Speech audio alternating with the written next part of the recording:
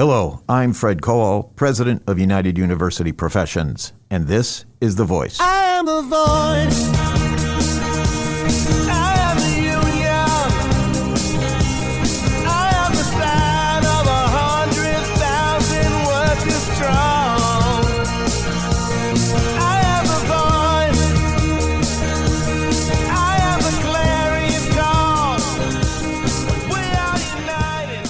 There is no one who can make The Voice podcast is a production of United University Professions, the nation's largest higher education union, representing more than 42,000 academic and professional faculty and retirees at state-operated SUNY campuses and public teaching hospitals in Brooklyn, Stony Brook, and Syracuse.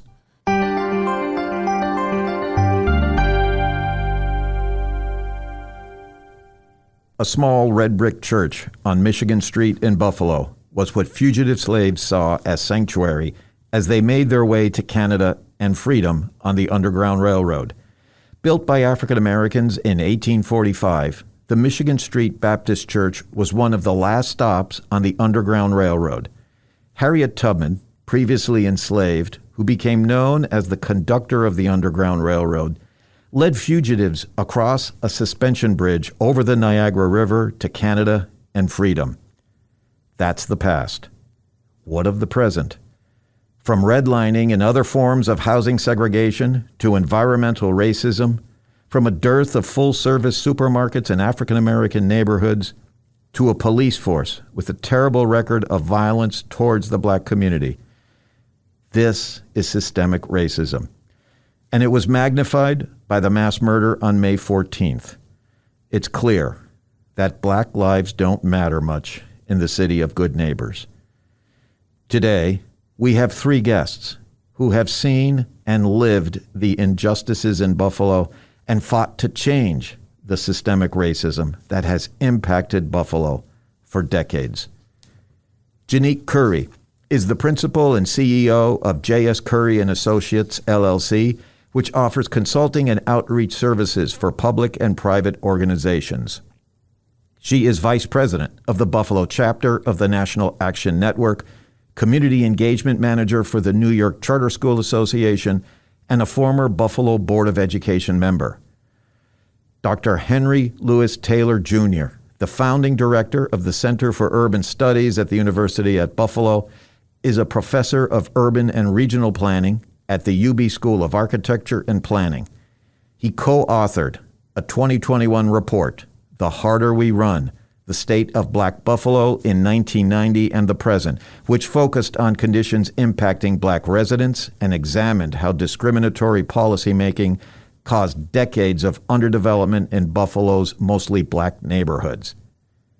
Pastor James Giles is the co-founder of Back to Basic Outreach Ministries in Buffalo, which addresses addiction problems and offers reentry and restorative justice programs. Pastor Giles is also the leader of the Buffalo Peacemakers and Anti-Violence program that mentors at-risk youths, mediate conflicts, and works with police to support safer neighborhoods. Ms. Curry, Dr. Taylor, Pastor Giles, welcome to The Voice. May 14th was a day that impacted me, certainly, and I would like to start there. I would like to ask each of you to share with us what your response emotionally, perhaps spiritually, was when you heard of the mass murder at the Tops supermarket in the East Side Buffalo. And Ms. Curry, how about we start with you? Thank you so much. Thanks for having me. I was actually at the Galleria Mall when I received a call from our national field director for National Action Network, who told me about it. I had heard, I kind of heard that there had been a shooting, but it's part of the systemic problem with us is that you hear there's a shooting and you don't really react and you don't really think anything of it and you don't really think it has an impact on you or it doesn't have anything to do with you. Initially, I heard it was a disgruntled employee, that there were 3 people that were shot initially. And so I got a call, from our national field director who asked me if I could go down to the scene and see what was going on. And I said, well, let me call Reverend Lewis, our president of our NAN chapter, and see if he can go, if he's available. And I called him, and he was already on scene. He was there. And so we started our, triage at that time. And then I started to get a lot of calls from family and friends who were hearing the news from all across the country. People started calling me and say, are you okay? Are you okay? Because that is my neighborhood Tops. I live right off of Jefferson Avenue. For those who have been to my house and been with me and accompanied me to that store, they know the proximity of how close it is. And then it started to wear on me. And my son does Instacart, and he is shopped at that store. So, I called him to make sure that he hadn't been there, and he wasn't there, and he was okay. So it was a little disheartening to hear when we started to hear the details of what happened and where this came from and who this young man was. At the same time, when you hear about these things, you always think it's not going to happen here. It's not going to happen to me, and it's not going to happen to anyone I know. But then we're all in the same community together, and I know Officer Salter, and, from going into the store, and he was just a great guy. I knew a couple people who worked at that store, so it started to wear on me. Dr. Taylor. I was in Cincinnati, Ohio, when I got the news. I had been invited to Cincinnati, and it was a big program on my book, Race and the City, that looks at about 170 years of Black life in Cincinnati, Ohio, and a group was celebrating that book. And we were in the middle of the meeting when I got a message on my smartphone that there had been a mass shooting at a grocery store in Buffalo. I immediately assumed that store was the Tops on Jefferson Avenue. And first time I got a break, I was able to get additional information and found out that was true. Then as information began to come in, I felt immediately that this was a different type of mass shooting. This wasn't some crazy, disgruntled person. All the evidence pointed to his being a foot soldier for an underground movement that's tied back to the anti-critical race movement and also voter suppression. And the thing that stuck out to me most was for attacks on the Black community, this was a very different target. The overwhelming majority of attacks on the Black community had been on churches. But this guy took a different target. And he talked about the large concentrations of Blacks in Buffalo, but there was something wrong with that. He was as close to New York City as he was Buffalo. I did the analysis myself. He could have attacked Harlem or any of those communities there. The Rochester Black population that he had to drive by is almost as large as Buffalo. They got 82,000 Blacks. We've got 89,000 Blacks. So I thought that something else was going on. As a researcher, I just did not believe that an 18-year-old high school student had the capacity to do the kind of sophisticated analysis that was required to figure all of that out. And I knew that from my own study of underground movements, I knew that for that type of complex job, he had to have made more than one trip in Buffalo to engage in surveillance.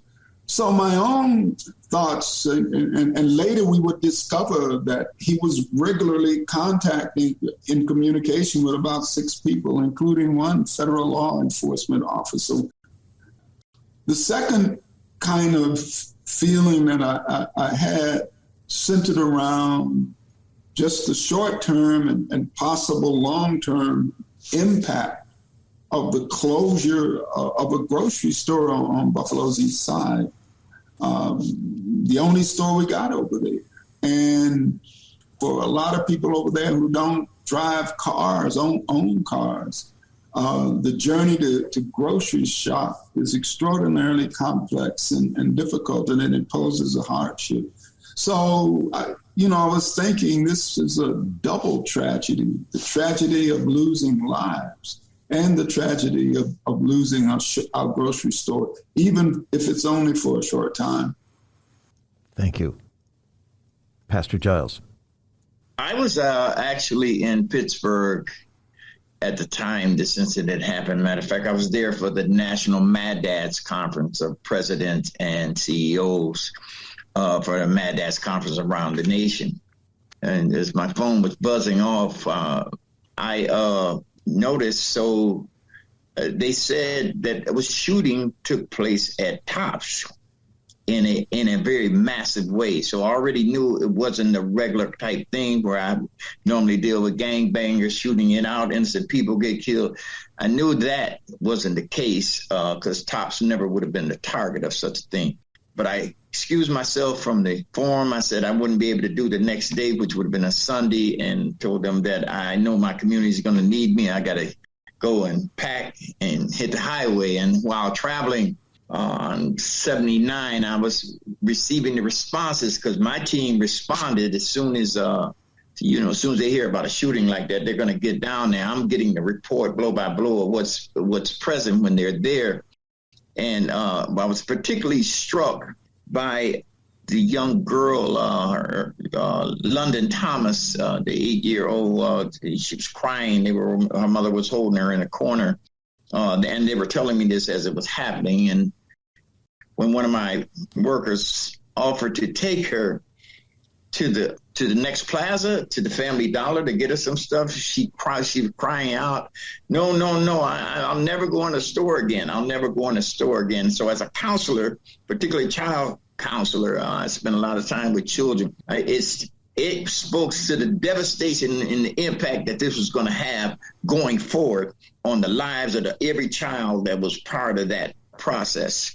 As I'm traveling 79 on the way back, because I'm thinking about the kind of things that are going to be necessary, because the information that's coming in that this was a white supremacist. They said they got him and didn't have to shoot him, so I'm getting all this kind of information. And so I'm just looking at how to begin to resolve this, when I do touch down as I'm traveling. So I'm getting all of this information, and I'm thinking critically that this is going to be a huge something that we're not going to recover from for a while, because as Dr. Taylor lifted up, this is a major supermarket, and I know this is going to be closed down. It may flatline having a supermarket there for some time, and I'm kind of thinking about what's going to be the effects of that, as well as the victims, and I'm starting to get bits and pieces of information about several people getting blasted in the hospital.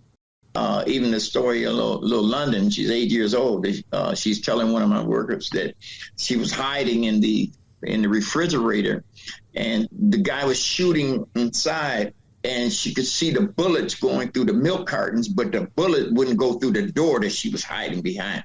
And she was very worried about her mother, who was not in the refrigerator. She was in there with her father. And I'm getting all of that. I'm realizing that this is going to be huge. But the thing that was offsetting that for me is, while on my way back, I must have received about 30 calls from people that I'm in partnership with, foundations, utility companies, the people from the Buffalo Bills, the people that know that this is going to deeply impact me. This is my wheelhouse when violence takes place in our community. I've been working on this for almost 30 years, trying to get our community to be safe. And so they were calling, asking, what will you need us to do, and offering help. I mean, I had at least 20 people lined up to pitch in by the time I got back to Buffalo. And my knee-jerk response to it emotionally was that the pain and suffering that my community was going to go through. Thank you to each of you for sharing those remarkable experiences at a very, very difficult time for the community where you live and work. I want to turn to Dr. Taylor's the report that you co-authored, and in looking at how things basically have not changed for the Black community in Buffalo since the early 1990s. And this is not a unique piece of research. It is something that is mirrored, as you have found in your other writing. It is mirrored in so many other areas of the United States where Black communities have not seen economic and social progress over the past 3 decades. And these are longstanding results of systemic racism. I would like to ask, I guess it would be a very basic question for all of you, but we'll start with you, Dr. Taylor. Based on your research, what are the 2 or 3 major factors that you point to as to why Buffalo remains one of the most segregated cities in the country and continues to be a place where the Black community suffers economically, socially, and unfortunately on May 14th with this heinous act of mass murder? I always start off in an answer to this question by saying racial residential segregation, as we know it, happens very late in Buffalo's history. Throughout most of Buffalo's history, African Americans lived side by side with white immigrant workers down in the Lower East Side, William Street, Peckham, all down in those locations. And we've got evidence that in some instances, they actually lived together in the same boarding houses on Jefferson Avenue, lower part of Jefferson Avenue. So racial residential segregation comes to Buffalo as home ownership rises and emerges. So when we think about home ownership, we have a tendency to overemphasize redlining while underemphasizing the criteria that speculators, not speculators, but appraisers and bankers created to determine where to invest mortgage dollars.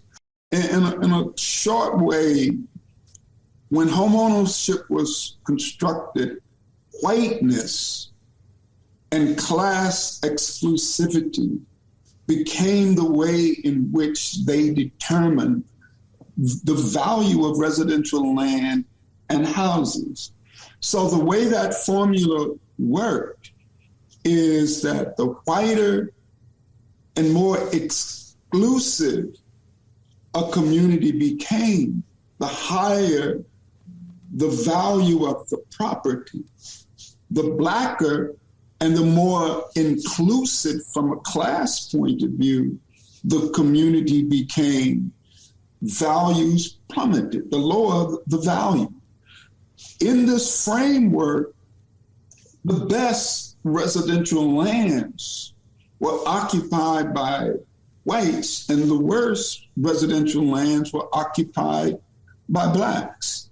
And the concentration of Blacks led to the rise of predatory activities. So I always say the Black community is not a site of disinvestment. It's the site of predatory forms of investment, while white communities are the site of developmental investments. So take housing. Around 70% of Blacks are renters. And much of that rental housing is substandard. Yet, many folks over there paying 40, 50, 60% of their income on rents. That's not an affordability issue. That is a rent gouging issue.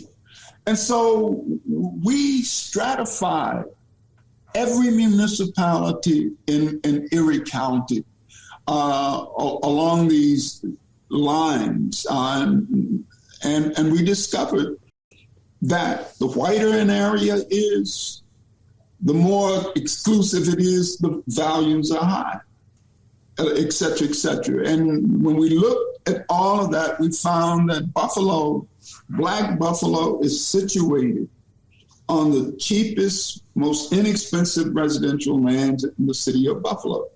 And so that also results that home ownership in the African-American community is, those houses are simply not as valuable as other people.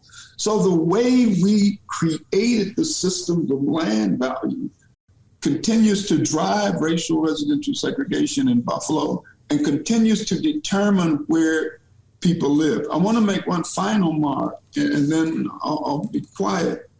Within this context, a prime reason that Blacks remain the same is that city leaders and others continue to invest in what I call symbolic projects, while root cause projects such as fixing the substandard housing that people are already living in, fixing these deplorable sidewalks and streets and ensuring that they got some kind of services during the winter months, creating a green infrastructure to protect them from the mass levels of pollution, and most importantly, creating on-the-job training programs. Because what happens is that most of the actual work that's done in the Black community is done by white people. Then they talk about this $200 million that they found and gonna spend. I suspect that about 90 to 95% of that will go to the white community. That money will pass through the Black community creating projects, while in the white community, those same dollars will produce jobs and opportunity. So you go into our community, you see people fixing streets, doing this and doing that. They're whites. If we had an on-the-job training program, like with the church masonry, it would be possible to train people to do that work as they will do it. Right. And that is absolutely the vital way of injecting money into the community to create long-term income. And, you know, what's always talked about is the growth of the middle class. In looking at the causes for the systemic racism and the challenges in the African-American community, Pastor Giles, what would you point to as a major cause? When it comes to race, and I certainly want to accentuate some of the significance of what Dr. Taylor was talking about relative to white workers working our community. When we started this anti-violence movement, and I was trying to work with young people to understand why they were so angry, so frustrated, so agitated. We're talking about young men. And I would tell, and we addressed the construction industry, all those contractors. We even there wanted to halt some of the activities that were going on in our urban community. I'm talking about right on the east side, because young men would be looking out the window and be woken up with construction going on outside their doorstep and not see a single Black person working on it. I don't care what their job was, ride through the community. That affects the consciousness of people. And now you're telling me that we can't get a job, but yet you got all these people or whatever project that was happening. You got all these individuals working. But listen, don't tell me I'm not qualified. I can hold a flag like that person that's getting $22, $27 an hour holding the flag. I can do that. Don't tell me we not qualified. So it's that kind of stuff, you know, that messes with the consciousness of a people. So my concern with racism and why the thing I point most significant to racism is that it's more of a mentality that we're working against. And when I look at the historically, the mentality of Europeans, right, that think for some reason that they are entitled. I use that word because that is what's being hardwired into the mentality of a European concept of who they are as mankind and how they deal with other people. Jefferson, to frame a document that says we hold these truths that all men are created equal, while he had slaves, it simply means this was a doctrine that was going to be a format for our Constitution and designed to convince other nations that this was going to be a fair and equitable place, this here in the United States. And then follow that up with this concept of manifest destiny with no regard for the Native Americans that live here. So we're talking about a consciousness. This is why I say, and I say this unabashedly, that the war on racism will not be won by people that look like me. It must be won by people that look like the racists. It's when their children begin to recognize not only the injustices, but the generational legacy that's being left by people that think that they are entitled and think that they're better than other people and think that some way God has commanded that they are the ones that should be in control. And so when Dr. Taylor mentions about the investment bankers, they were white European bankers. They're naturally going to do investment based upon their own. And then people don't understand how when you're psychologically hardwired to think like this, then you're going to automatically be making decisions in favor of that which you've been convinced that you are. And that other nations do not deserve that and other people do not deserve such a thing. This is the battle that we're fighting with. It is not just policies and political. And yes, to Dr. Taylor's point, our politicians have not adequately represented us. They want to bring to our community this idea, notion to say that you're doing work on the east side, you're doing work over here, and you want to pop up affordable housing, and you think affordable housing is an answer to no, we need economic investment.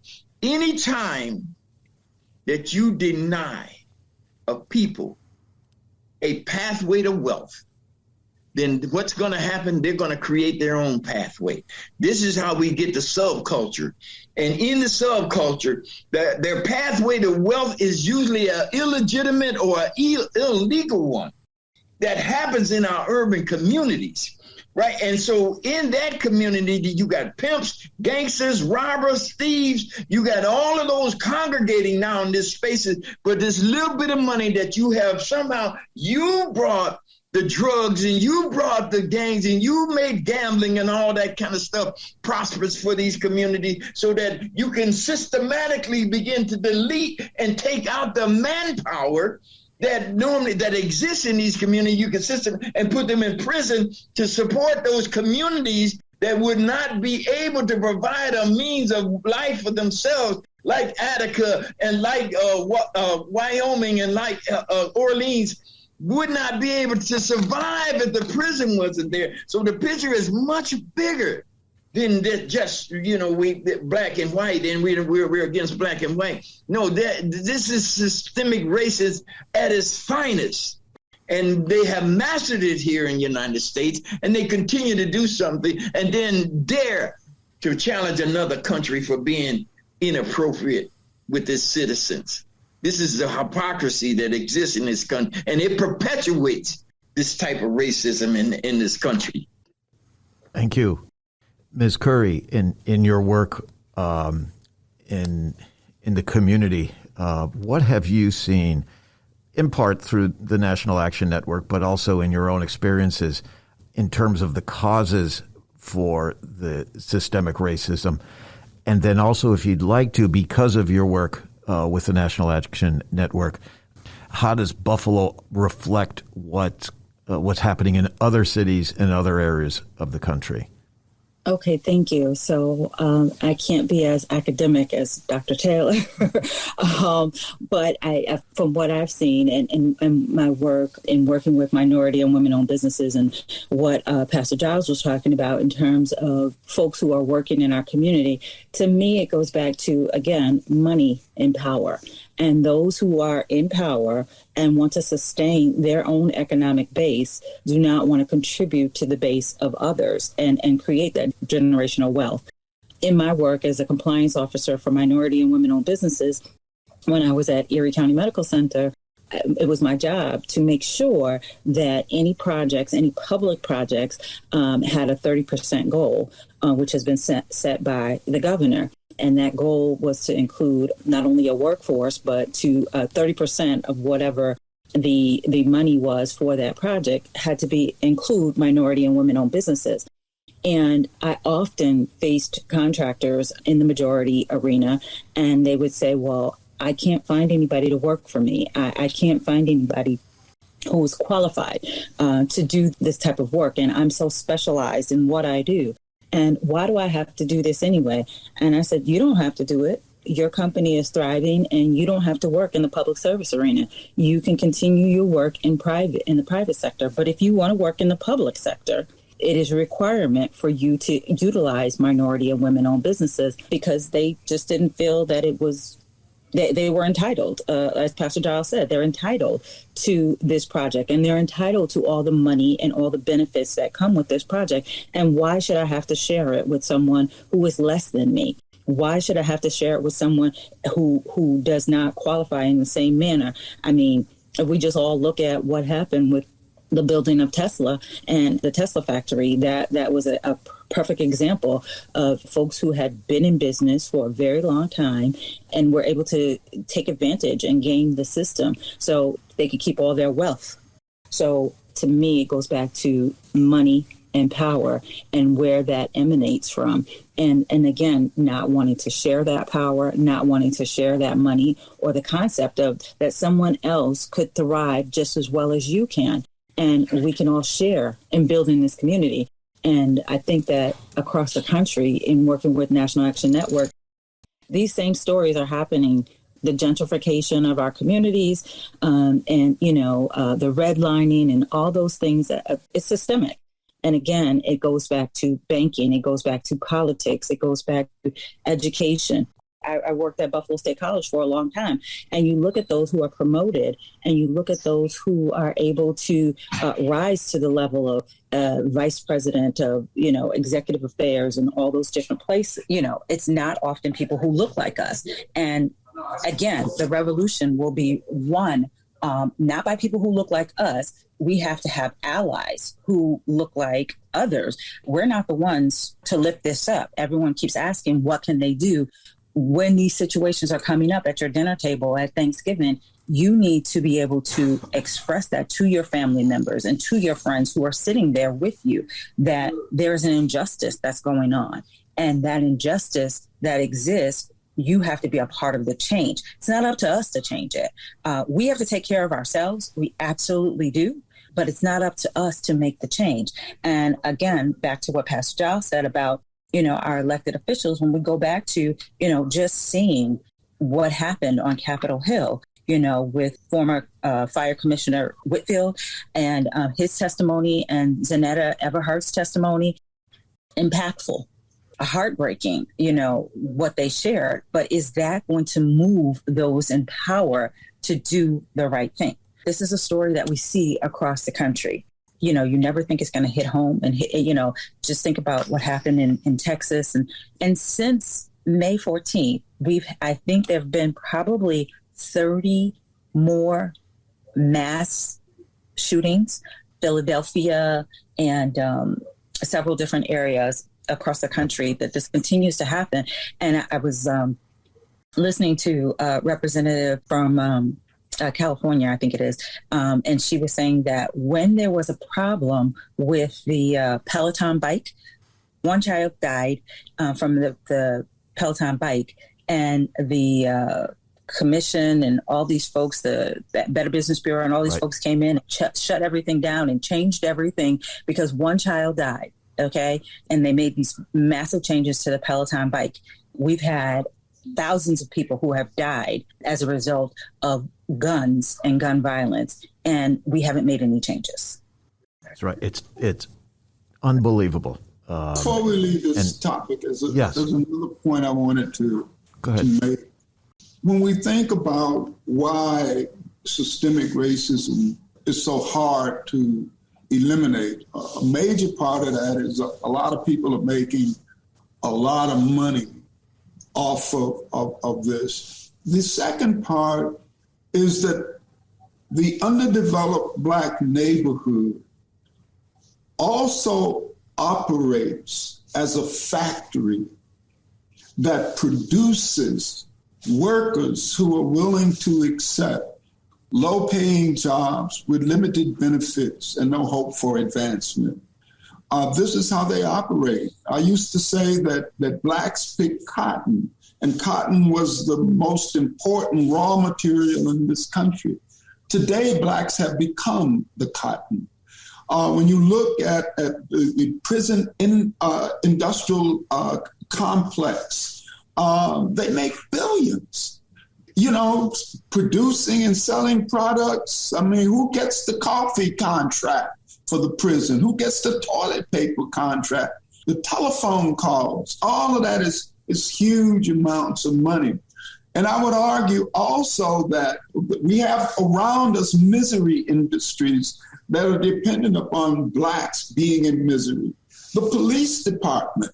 Everybody knows you have these massive police department to protect people against Black folks and brown folks. You have the massive size of the welfare industry is driven by the misery of Black people. If Black people had jobs, opportunities, and other types of things, those things would go down. And the criminal justice system, not just the police, but all of those folks in and around the courts, it's all of those things and all of those people, including many of these school teachers, are making money off of Black people. The other thing I want to say is we call housing a root problem because it spawns a whole range of other issues.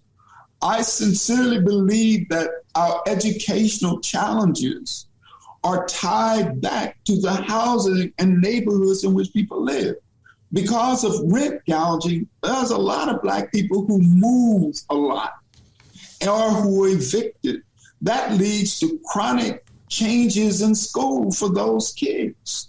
The houses are generating all kinds of respiratory illnesses like asthma that create issues for kids. Most kids on the East Side, it's rare that these students have a dedicated place in their house to study, a little area that's set aside from everything else. Now they're sitting out there in the kitchen table in the living room with everybody. And so all of those things impact, at the end of the day, their abilities to do well. Also, we believe that these substandard housing are the prime causes of the high infant mortality rates in the African American community and the high rates of low birth weight babies. Now, this issue of low birth weight babies and these high rates in Buffalo, and I'm talking about third world weights. We down there with Mexico, Jamaica. I mean, come on, folks, in the United States.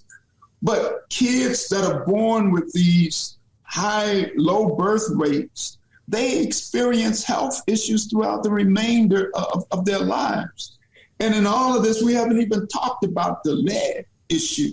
So the oppressive conditions under which we live, they serve a purpose. And we often raise the question is, how is it possible that decade after decade after decade after decade, Blacks still remain as a people locked at the bottom of the economic basement?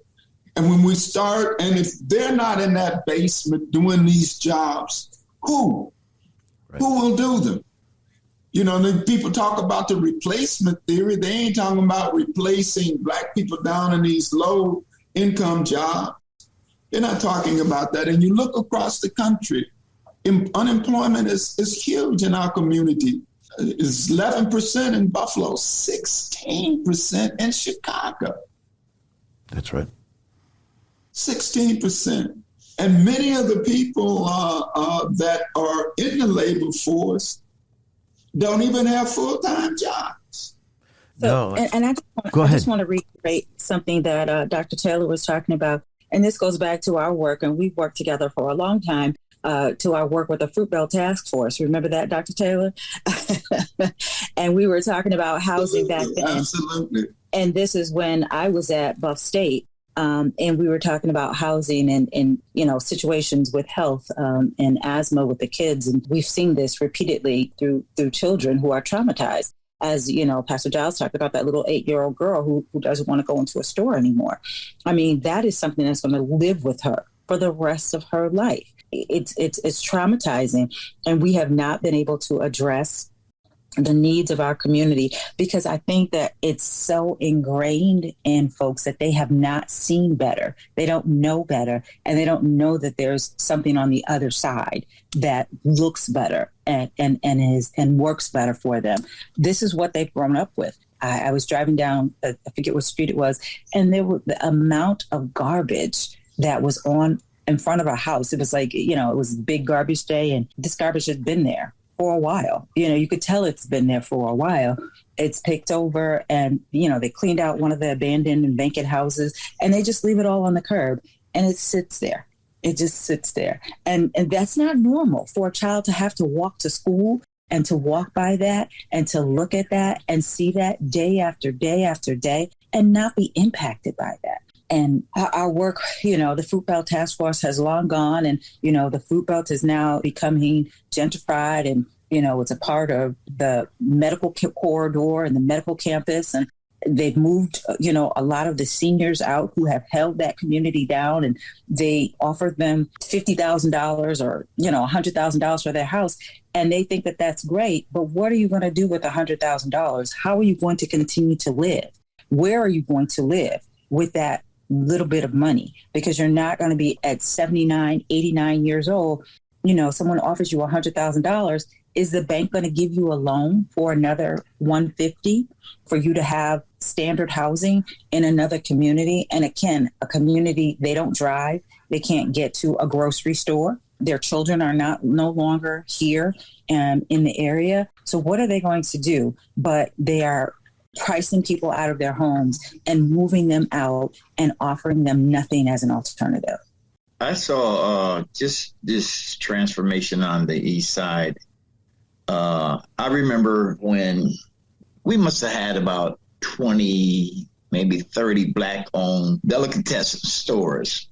And, you know, you can go around the corner, there's somebody owned the store. I remember Betty Jean Grant and Brother Peebles, and we had about 5 stores just around East Ferry in Montana and Genesee and around that way. So the government allows other cultures to come in and with subsidies, you can give them subsidies to make all these purchases and kind of start these new businesses. But they won't give the existing people here money to kind of support. When times get lean, they won't give them money, you know, to support and to build and to enhance.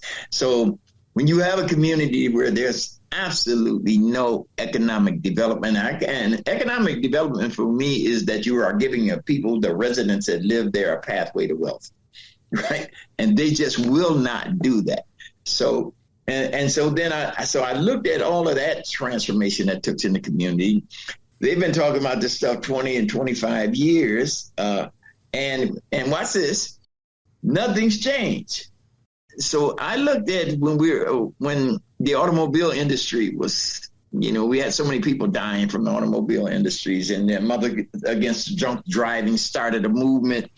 It began to change a major industry, the largest industry in this country, and made all them cars put seatbelts on. I mean, they got some pushback from them, but they put seatbelts on. anyway. It made them mandatory to have them. And then they institute laws to support having them on, right, to kind of reduce the deaths, to reduce lives being lost due to accident. We saw how the country, we know the country can move. I read right here in this area when we, in 2020, we had almost 350 individuals ODing off these pharmacological drugs, right? All this drug, but they weren't looking like us. We weren't ODing off pills and fentanyl and that stuff. That wasn't us, right? But I sit at a table. Letitia James was down here, the Attorney General, the whole medical profession was down here, and they invited me at that space. They came up with a plan. They shut down those doctors that was giving these prescriptions, right? They shut down the pharmacies, right? They made them rigid for them to be able to kind of give these drugs and these the Seconal and all this kind of stuff that was people were ODing. So we know that change can happen, and it can happen very quickly. Matter of fact, they created all these courts, to just to send money into this industry to begin to prevent people from dying from overdosing and all those things. That's because of some other people. But it seems like when it's us, we have so many people that die from gun violence in this country. But it's mostly people that look like us. And they won't even mention the fact that we have just as many suicides that die from gun violence as people as homicides. But they're not trying to change that because as we've been pointing out here, it's about money, and it's always about money with this mentality of entitlement. It's always about power and pathways to money for them. Anything that promotes getting money and growing rich and all that kind of things, they're real slow to move to change that. It's why it's been so challenging. That's why you don't see much change. We just so far behind, like we were into a mental drought, just in terms of being creative and trying to develop things so that we could bolster and begin to inspire this community for change. But it's a slow, very slow process. It has been and continues to be. Unfortunately, we're up against the clock, believe it or not. We've got so much still that needs to be discussed and considered and thought about, and in so much of what all three of you have said have sparked in my mind ideas and questions. And this one is, I guess an ironic question to be asking of three African Americans. But when you hear people tossing around idiotic catchphrases like critical race theory as some kind of threat to the nation or, quote unquote, our children, replacement theory, which, by the way, and I think it was you, Pastor Giles, who got us on the right road in thinking about replacement theory. The original replacement theory was Europeans arriving, bringing in enslaved, kidnapped African people and exterminating Native American nations. That was replacement theory. That was the original. That's what we're talking about here. So as you think about a way forward, what is the source of hope for each of you when you consider what you see among white leaders, those past and present, not just on the gun issue, but in perverting race issues in such a dramatic and hateful way that A, makes, in my mind, progress very difficult, and B, moves a young individual to commit mass murder in the East Side. Let's start with Janique. Where do you find hope? I think I find hope in prayer, but also in education. When you talk about critical race theory, and again, it goes back to this sense of entitlement that folks don't want to teach the true history of this country, to see how absolutely horrible this country was from our forefounders, as was said, signing the Declaration of Independence, but you have slaves in your own home and you've had children with slaves. That image and protecting this morality, this high level of moral ethics that they present for themselves is what they want to keep. There are lots of ways that we can educate people. And just looking, again, as a former school board member, seeing what's happening with school boards across the country, Yes. With these parents and these folks, they were in such an outrage over masks, over things that are going to protect us, protect our children. And now they're morphing that into, critical race theory. But then you look at the celebration of, one of our educators here who was recognized, Dr. Fatima Morel, for her work on teaching anti-racism, which she was ridiculed just 9-10 months ago by late night TV hosts for, on conservative channels for her work in that area. But now she's being awarded by Time Magazine for that same work. So again, it's about power. Education and schools can change a neighborhood. And when we had our $10 billion project to change all of our schools here in the Buffalo Public Schools, that was supposed to also flow into the neighborhood and to see a significant change in the housing, economic development, and the services that were available. We spent over $1 billion on all of our schools, but have not seen that flow into the neighborhood, which is what was intended to do. That's right. And absolutely the role of education can be critical. It's going to take resources, and it's going to take a massive redistribution of wealth in this country in order for those resources to be available. Pastor Giles, where do you find hope? Like Janique says, certainly in prayer, I'm a deeply spiritual person, and I believe in the tenets, that's been laid out for me biblically, just to operate in this system of government, system of humanity that we're involved in. But I carry that hope that things are going to change as God begin to raise people up for such change.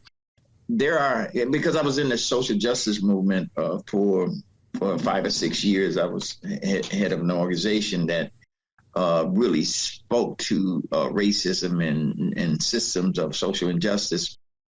I would see people like yourself. I would see people rise up and be just as adamant about equity in this country as I felt. And I realized that when their children are raised up to speak as adamantly as they are, and then their children sit down with people, as Janique was saying, and begin to educate the unfairness and the just total injustice of having such systems in place. And as they do that, and I see that, and my hope is that is going to start evolving in this country. And those hardliners, those entitled people that are in place, in position, and in power. And I know that even Malcolm said, the people in power, are going to give it away freely. I don't see this country in my lifetime, certainly, transitioning wealth. They're not going to do that. But I do see little streams, pathways of individuals attaining wealth. Now we just got to get those individuals that look like me now, that are in the position to attain such wealth, how to use their power. When we begin, if we begin to bring them together collectively, we would have something to say in this country. But unfortunately, we won't come together long enough to accomplish any significant thing in this country. And that's part of the systemic outcome of what it is that they have done to us to make us feel that way about ourselves. But I still remain hopeful because people like you have on our guests here on the day, we're going to fight it until we have no breath. We're going to fight this fight. Very good. Dr. Taylor, where do you find hope? I find hope from understanding the history of our people. Every generation of African Americans have had to fight. African Americans have changed this country. So our history tells us that we will fight and we will win. I mean, we're not talking about a people that's not been winning. Slavery lasted for 240 years, but we defeated it. Over 200,000 Black people fought in that war. 25 received the Congressional Medal of Honor. The North could not have defeated the South without the heroic struggles of Black people. After that war, we experienced the Great Betrayal. And by Great Betrayal, I'm saying the Southerners were traitors. They were traitors. They tried to overthrow the government. Blacks were the true patriots, but they betrayed us and turned that government over. So over 100 years, they subjected us to Jim Crow racism, but we finally defeated Jim Crow racism.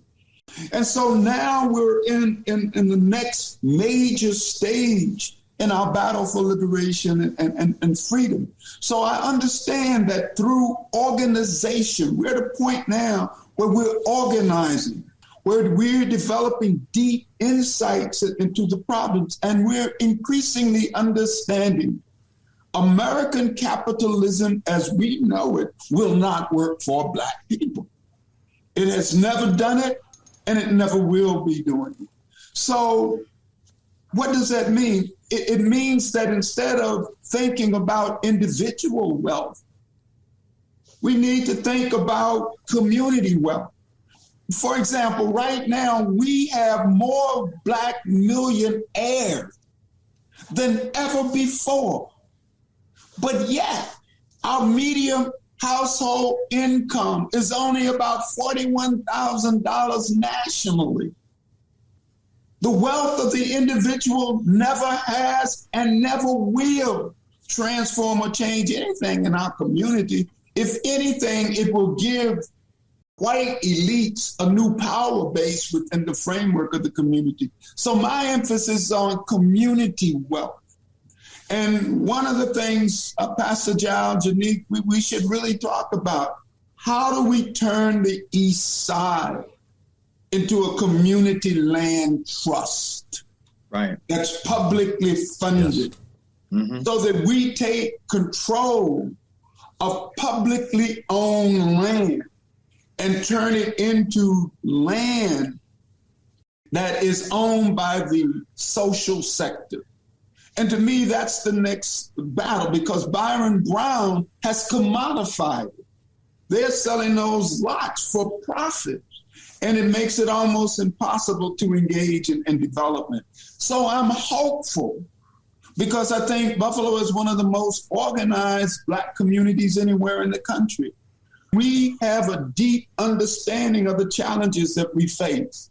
I'm hopeful because we understand the distinction between root problems like substandard housing and symbolic projects. And let me just say this.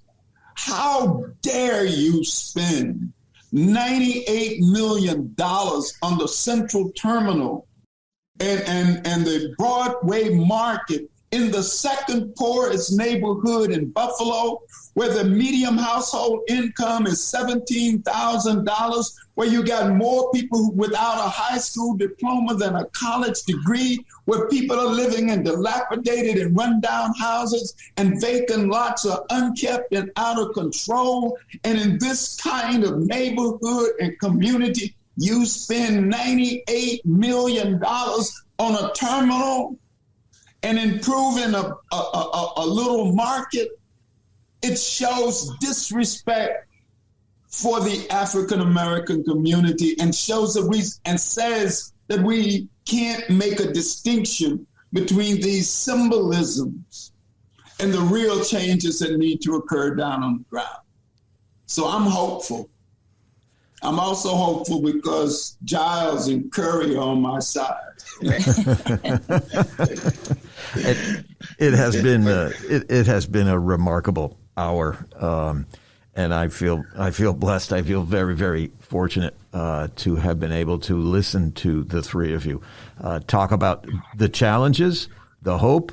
I I think it's important for all of us to realize that the work that needs to be done is immense. But again, Dr. Taylor, you're right. Work has been done. Victories have been won, and we have to build on that. That is our collective duty. I want to thank Janique Curry, Dr. Henry Louis Taylor Jr., Pastor James Giles for being a part of The Voice today. I wish you all well. The work continues.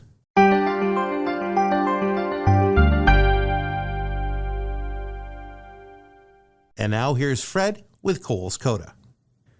You know, episode 1 of The Voice included Kowal's Coda, and I talked about, several articles that I thought would be worth looking at if you were so inclined. And my intention was to make this section about things that I have found either in movies, music, television, reading, who knows. I'm not going to do that this week. Given the seriousness of the topic, I wanted to close with something different. I wanted to quote Della Miller, a food justice advocate, who was quoted in capitalbnews.org. And here's what she's concerned about. I am so afraid that this story's going to die. We're going to be suffering for months, if not years. They will never forget about the shooting, but they're going to forget about the fact that we don't have a grocery store. I'm just hoping that you don't forget about us. Don't forget about us. Please don't. Thank you. Good night and good luck.